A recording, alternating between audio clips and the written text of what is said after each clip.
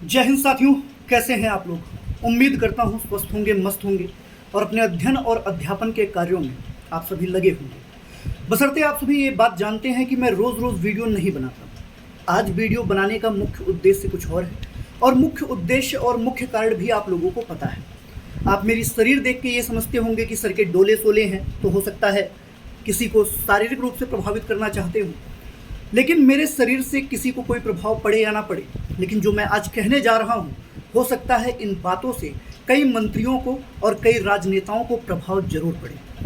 और आज का ये जो वीडियो बनाने का कारण है वो आप सभी जानते हैं, मणिपुर में लगातार 70 दिनों से चलने वाली हिंसा मुख्य कारण है। आप सभी किसी भी धर्म के हों, किसी भी समुदाय के हों, मायने ये नहीं रखता।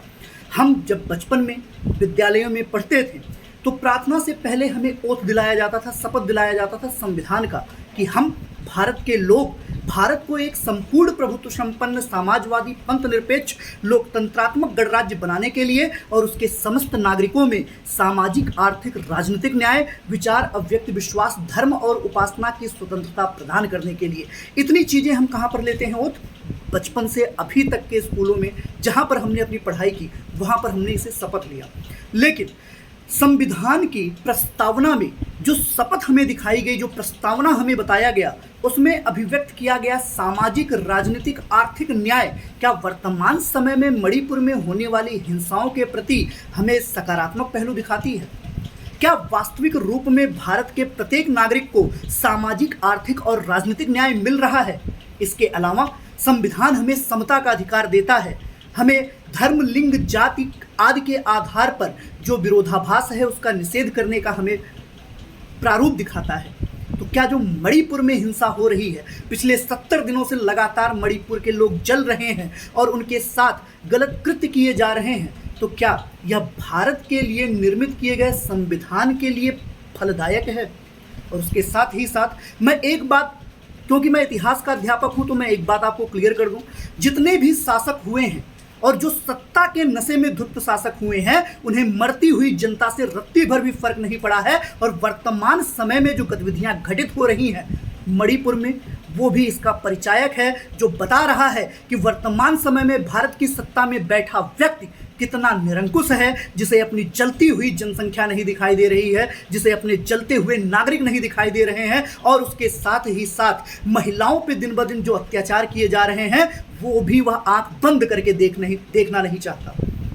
तो कहीं ना कहीं मणिपुर में जो कृत्य हो रहा है वो हम सभी के लिए एक प्रकार से आप कह सकते हैं बदलाव का प्रतिक्षण अभिव्यक्त करता है, क्योंकि किसी भी मीडिया में मणिपुर की घटनाएं नहीं दिखाई जा रही हैं। सिर्फ मणिपुर की बात नहीं कर रहा हूं, मणिपुर तो वर्तमान समय में ज्वलंत मुद्दा है, इसलिए उसके ऊपर बोलना जायज है। लेकिन इससे पहले बिहार हो गया, राजस्थान हो गया, इन सभी क्षेत्रों में महिलाओं के साथ हिंसा किया गया, महिलाओं के साथ दुराचार किया गया और उन्हें नग्न अवस्था में सड़कों पर घुमाया गया। लेकिन उसके बाद भी केंद्र में बैठी सरकार आज तक चुप रही, कुछ नहीं बोली। मैं तो कहता हूं, मेरे जो विचार हैं कि अगर हम इन सभी कुकृत्यों की जिम्मेदारी नहीं ले सकते तो ऐसी स्थिति में हमें अपने सत्ता के पद से ही त्यागपत्र दे देना चाहिए। महिला बाल विकास मंत्रालय की मंत्री श्रीमती स्मृति ईरानी जी 70 दिनों से चले जा रहे हिंसा पर, महिला प्रताड़ना पर कुछ ना बोल पाई। लेकिन जब सोशल मीडिया में चीजें वायरल हुई, लोगों के सामने बातें पहुंचनी शुरू हुई, तो उन्होंने क्या कहा कि मणिपुर में जो हिंसात्मक कार्यवाही हो रही है, जो महिलाओं के ऊपर अत्याचार हो रहा है, ये बहुत ही संगीन है और इसके मामले में सरकार कुछ ना कुछ करेगी। 70 दिन तक आप कहां थे? 70 दिनों से लगातार विरोध प्रदर्शन चल रहा है मणिपुर में, लगातार प्रत्येक दिन लोग मर रहे हैं, आप तब कहां थे? क्या जब तक भारत की जनता आपको अपने अधिकारों से आपको अवगत नहीं कराएगी तब तक आप अपनी किसी भी जिम्मेदारियों का निर्वहन नहीं करेंगे?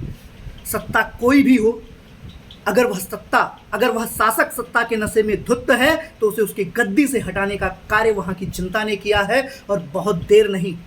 आपको यह लगता है कि प्रलोभन देकर आप जनता को अपने वश में कर सकते हैं और प्रलोभन देकर आप जनता के ऊपर अधिक समय तक शासन कर सकते हैं, तो मूर्खता है आपकी।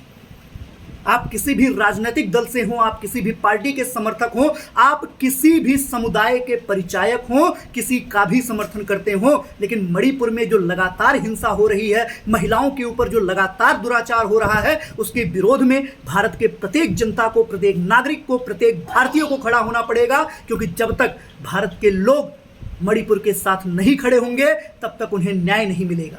आप याद करिए बिल्किस बानो केस, आपको याद होगा 11 लोगों ने बिल्किस बानो का गैंगरेप किया, लेकिन उसके बाद भी वहां गुजरात सरकार ने क्या किया, उन्हें बरी कर दिया, उन्हें बेगुनाह साबित करके उन्हें जेल से मुक्त कर दिया। तो बिल्किस बानो को भी न्याय नहीं मिला। तो संविधान जिस संरक्षण के दायित्व को संभालता है कि हम मूल अधिकारों का संरक्षण करते हैं, हम व्यक्ति की गरिमा का संरक्षण करते हैं, उसकी प्रतिष्ठा का सम्मान करते हैं, वो कहाँ है मणिपुर में। आप किसी भी धर्म का समर्थन करते हो, आप किसी भी वर्ग का समर्थन करते हो, मेरे भाइयों, मैं अपनी वीडियो से आपको बस इतना सूचित करना चाहता हूं कि अगर आज आप मणिपुर के साथ नहीं खड़े हैं तो आपके घर में भी आग लगने में ज्यादा समय नहीं लगेगा। अगर आप इसी तरह अत्याचारों को सहते रहें और दूसरे के घर में होने वाले अत्याचार पर तमाशा बीन बनकर तमाशा देखते रहें तो आप अपने घर को भी सुरक्षित नहीं रख पाएंगे। ये सिर्फ हमारी जिम्मेदारी नहीं है, ये हम सबकी जिम्मेदारी है कि मणिपुर में हो रहे हिंसात्मक और दमनात्मक कार्रवाइयों के खिलाफ हम मिलकर एकजुट होकर आवाज उठाएं।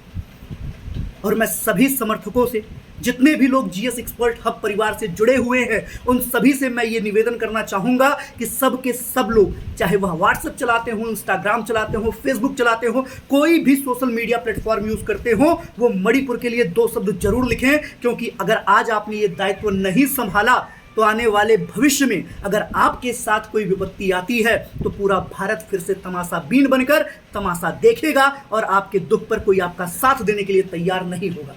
तो ये हमारी और आपकी जिम्मेदारी है, एक जिम्मेदार नागरिक होने की वजह से। तो मेरे भाइयों, मैं आप सभी से निवेदन करता हूँ कि आप किसी का भी समर्थन करते हो, किसी भी राजनीतिक पार्टी से जुड़े हो, किसी भी समुदाय के ऊपर आस्था दिखाते हो, किसी भी धर्म में आस्था रखते हो, लेकिन जो अत्याचार है उसके खिलाफ बोलना सीखिए, उसके खिलाफ आवाज उठाना सीखिए। क्योंकि अगर आप जिम्मेदार नागरिक होने का दायित्व निभाना चाहते हैं तो यही मौका है कि हर अत्याचार के खिलाफ आप आवाज उठाएं। और वैसे भी बिना महिलाओं के सृष्टि की परिकल्पना शून्य है, ये आप भी जानते हैं और मैं भी जानता हूं। और जिस तरह से दुराचार किया गया है मणिपुर की महिलाओं के साथ, वो वाकई में निंदनीय है और इसकी घोर निंदा के साथ साथ इस पे उचित कार्रवाई होनी चाहिए। आप सोचिए, 11 दिन हो गया जब महिलाओं को नंगा घुमाया गया और उसके बाद उनको मार दिया गया, उनकी हत्या कर दी गई, लेकिन इन 11 दिनों में अभी तक एक भी अपराधी को, जबकि वीडियो सभी के पास है, अभी तक एक भी अभियुक्त, एक भी अत्याचारी गिरफ्तार नहीं किया गया। तो कहीं ना कहीं इसमें कोई ना कोई राजनीतिक दल का समर्थन जरूर शामिल है। और मैं तो कहता हूं, अगर ऐसा कोई भी कृत्य किसी भी प्रदेश में हो तो उसके शासक को, उसके जो भी सत्ता का शासक है, उसे अपने पद से त्यागपत्र दे देना चाहिए। क्योंकि वह प्रदेश की जिम्मेदारी संभालने में सक्षम तो बिल्कुल नहीं है। इतना घोर अन्याय हो रहा है और उसके बाद भी मूक बधिर बन के वो सब कुछ देख रहा है। तो मेरे भाइयों, मैं बस इतना कहना चाहूँगा कि मणिपुर की घटना पर अगर आप शांत हैं तो आप अपने पैर पे कुल्हाड़ी मार रहे हैं और अपने आने वाली पीढ़ियों के लिए वो गड्ढा खोद कर जा रहे हैं जिनके ऊपर राजनेता अपना एरोप्लेन उड़ा कर ले जाएंगे और आप उसी गड्ढे में दफन हो जाएंगे। तो ये आपकी और हमारी जिम्मेदारी है कि हम मणिपुर के साथ खड़े हों और उसके साथ ही साथ मणिपुर में जितने भी घिनौने कृत्य हुए हैं उन सभी अत्याचारियों को कड़ी सजा मिले और उन्हें न्याय मिले, जो कि इसमें किसी न किसी प्रकार से अत्याचार या शोषण करवाए। जिनका शोषण हुआ है उन्हें न्याय मिलना चाहिए। और यही मुहिम है कि मणिपुर के हर व्यक्ति को, हर विक्टिम को न्याय मिलना चाहिए, क्योंकि उन्होंने ऐसा कृत्य झेला है जो शायद ही कोई ना झेला। तो मेरे भाइयों, बस मैं इतना ही कहकर अपनी बाड़ी को विराम देना चाहूँगा। आप सोचिए, थोड़े शब्द और मैं बोलना चाहूँगा कि आप सोचिए कि हमारे पास इतिहास के इतने साक्ष्य हैं जो हमें बताते हैं कि अगर महिलाओं के ऊपर हिंसा हुआ है तो उसका परिवर्तन कितना बड़ा हुआ है।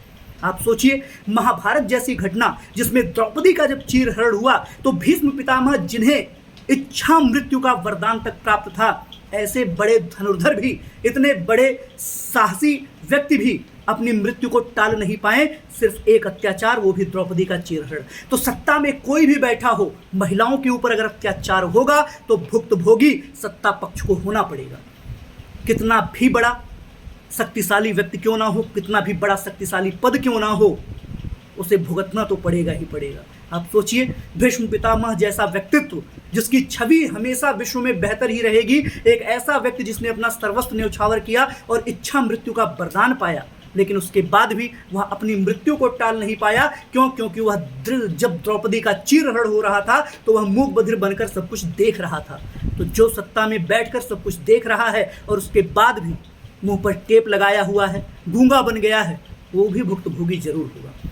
तो आप सभी से बस इतना ही निवेदन है कि ऐसी हिंसाओं के प्रति आवाज़ जरूर उठाएं, क्योंकि मणिपुर की बहन बेटी हुई या उत्तर प्रदेश की हुई, बिहार की हुई, पश्चिम बंगाल की हुई, सभी के घर की बहू बेटी ही होती।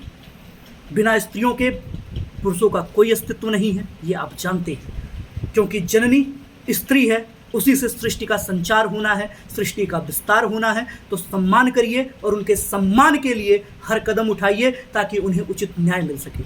बस इसी के साथ मैं अपनी बाड़ी को विराम दूंगा। उम्मीद करता हूं मेरी इस मुहिम में आप मेरा सहयोग देंगे और मणिपुर के साथ खड़े होंगे। तो इसी के साथ मैं विदा लेता हूं। जय हिंद, जय भारत।